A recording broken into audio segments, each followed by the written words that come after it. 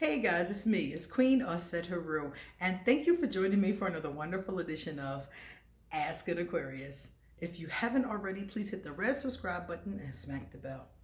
Also, if you like this video, please give it a thumbs up, pass it on to somebody else who might like it, and please leave us a positive comment in the comment section.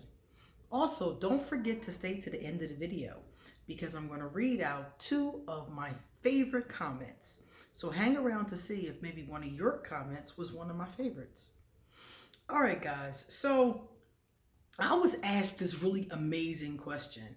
And this is something I've seen people talking about since the beginning of my life. I've heard my grandmother, my mother, my aunties, a lot of people talk about this, and it's very interesting to me. This person said to me, how do you stay spiritual and grounded at the same time?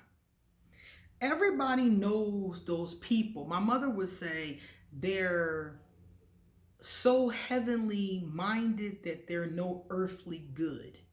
Some of you might have heard something similar to that before.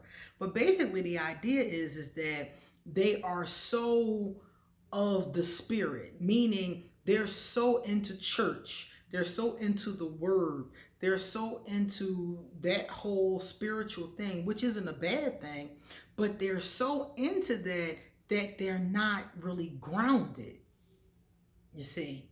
And according to what I've learned from spirituality, you need to be balanced mind, body, and spirit. So many people struggle with this. It's common to struggle with this because most of us are stronger in one area than another one. Some people are extremely strong when it comes to being physical in their body and exercising and eating right and making the right foods and cleaning up behind themselves. And, they're really good at the physical things, but they're not so good at spirituality. They can't meditate. They don't really have a connection with their creator. They barely pray. They're the exact opposite. They're so physical that they have no spiritual understanding at all. I come across these people a lot because these are the kind of people who challenge spirituality. They always want to argue about the existence of God. They want to argue about, is astrology real? They always want to have those kind of conversations because they're so grounded in earth and what they see and reality and what they can touch and taste and smell that they don't realize that there are other realities. So they're so physical that they have no spiritual understanding. And many people are like this. I know a woman, she's a Pisces, and she's so spiritual. And I mean, like, strong. She's really good with the law of attraction. She's very much into, doing things with, meditation and her third eye and things like that. She's really good with stuff like that. And she's even taught me a couple cool things. But when it comes to something simple, like, maintaining a job, for example, she cannot maintain a job to save her life. When it comes to simple things like balancing a checkbook, or one time I saw her get panicked because she had to call the phone company. She had to call them to get an extension on her phone bill. She had never had a problem with the phone bill before. There was no reason to panic about asking for a extension. They give extensions routinely. It was even written on the bill. But she was so panicked about having to call the phone company, and she tried to get me to do it for her. I was like, no, call them yourself. So just normal things like calling a phone company, maintaining a job, stuff like that evaded her. But complicated thought processes and understandings and quantum physics, she could rattle off like that. So it's not uncommon for a person to be able to do one or the other. So this person that asked me the question, she's a good friend of mine. She said that from being around me, she sees me balancing them. Sometimes more effectively than others, but balancing them. And she was like, how do you do that when so many people have the hardest time with that? And this friend of mine, she's more, I would say she's more physical, but she's learning spirituality. She's learning about, being emotionally healthy. She's learning about those kind of things.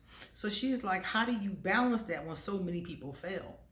And to be honest with you, I balance it because I'm Aquarius and I have my foot in both worlds. Aquarius have the tendency to be spiritual and logical at the same time. There are a lot of Aquarius contradictions, and that's one of them. So a lot of people do have a hard time with this. And Aquarius, the more that, we mature, seem to have a better time with balancing it out because of that. When I deal with a spiritual topic, I look at it from logic and from spirituality. I'll give you an example. When it's time for me to go to someone's house, when I was living in Philadelphia, I did a lot of house cleansings. People would call me, they would think it was an entity in their home, they would think it was a spirit, a negative energy sometimes, or, they might even think it was something worse. And they would call me and say, can you come cleanse the house? Now, when you go cleanse a house, you take all your herbs and your metaphysical tools and stuff.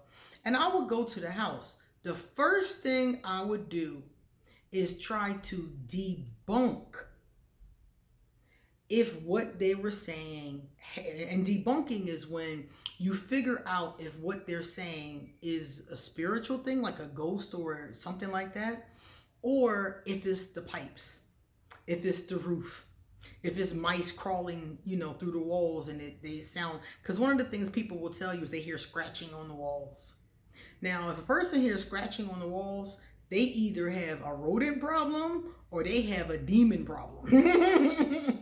Two very different things, okay?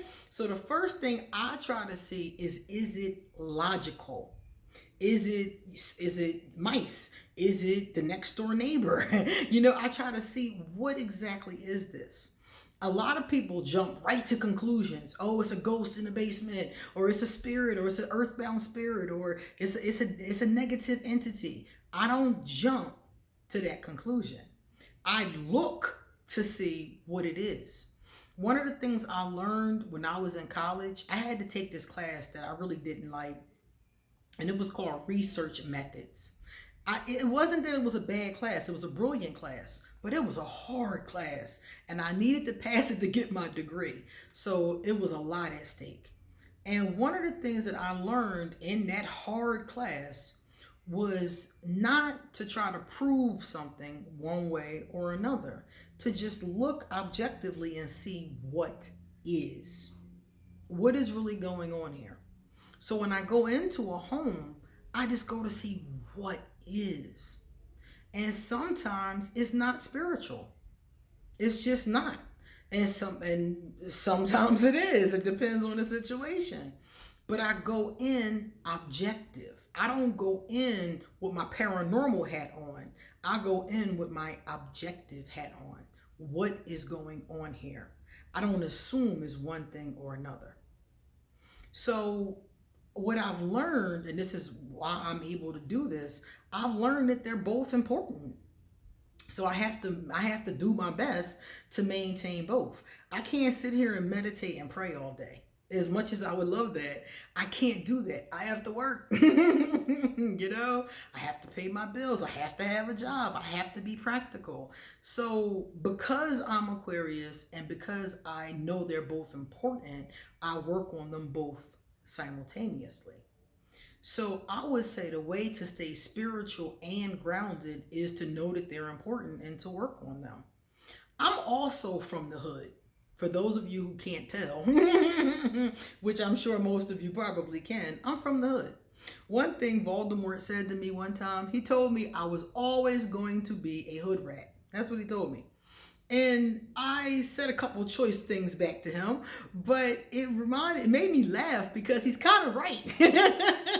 A part of me will always be hood. It just is what it is. No matter how many rocks I got, I'm still Queen Set Haru from the block. It is what it is. And I think that helps too.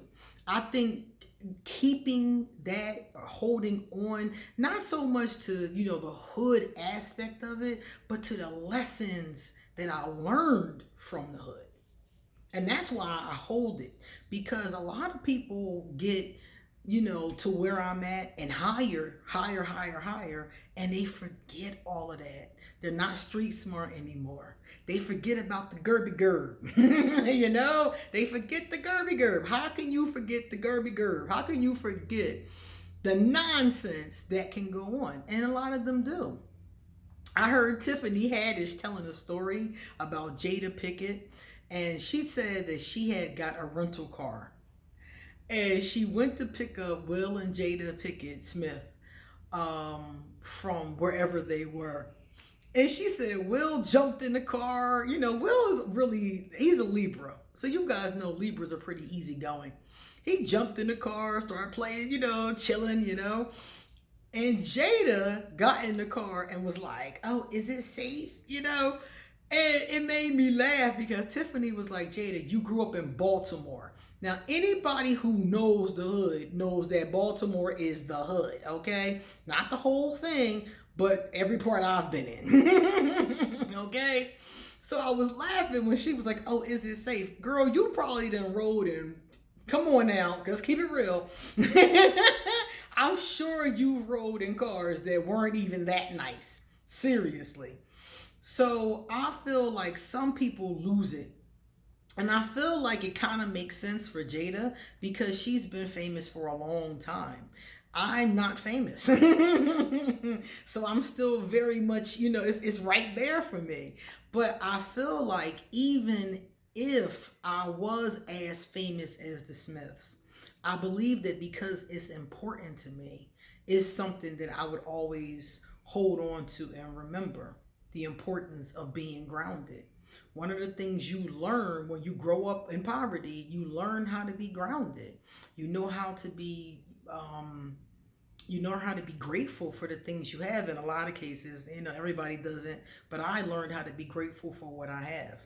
Let me ask my mother for $1 and she give me 50 cents and I give her an attitude. She gonna take back that 50 cents and not give me nothing. I better come off like I'm grateful. So just small things like that, gratitude and things like that, I learned from the hood. So yeah, I'm always going to be a little hood radish and proud. All right, guys, let me tell you guys my 2 favorite comments, okay? Number 1, Yvonne Varhoot. I don't know if I said that right. I think it's Varhoot or Verahoot. Or Vera Hout. That's what it looks like. I can't tell. But I did not mean to butcher your name. I'm so sorry. She said, "Hi, Queen. Where can I find those like-minded Aquarius groups? Would like to talk to some like-minded people. Like your videos very much, Yvonne." Yvonne, thank you so much for commenting. Thank you for watching my videos. And if you want to find like-minded groups of Aquarius, I find them on Facebook. If you go to Facebook into the search engine part and type in Aquarius, look under the tab that says groups. There are a lot of groups for every zodiac sign. So whatever your sign is, go to Facebook, type in your sign under the search engine, and groups will pop up. People, pages, groups. Those are the tabs. Hit the tab that says groups, and a whole bunch of groups should pop up. Now, some of the groups are smaller. Some of the groups are bigger. The larger groups are the ones that I join because those are the ones that people actually talk. A lot of times if you get into a group with 10 people or 50 people, nobody's talking. But if you go into a group with like 27,000 people, everybody's talking. So you can get some good conversations. They ask all kinds of crazy questions, and they basically talk about being Aquarius. And people compare, like, okay, I do this, do you do this? And we talk about those kind of things. So Yvonne, that is a good place for Aquarius groups. Also, Instagram has tags. So I'm pretty certain you might be able to find something similar, like a live with Aquarius or something like that on Instagram. But I haven't found them yet. So that's something you might want to research. But I have found, I'm in like 5 groups on Facebook. And we do have consistent good conversations. I'll give them that. Sometimes they be arguing though. So just let you know, some of the times they get into little tiffs. Sometimes the January Aquarius versus the February Aquarius. Sometimes they argue. But and sometimes other ones too, but it is what it is. The last one came from Gozu. Gozu? I think it's Gozu. It's Gozu. I think that's Gozu or Gazu.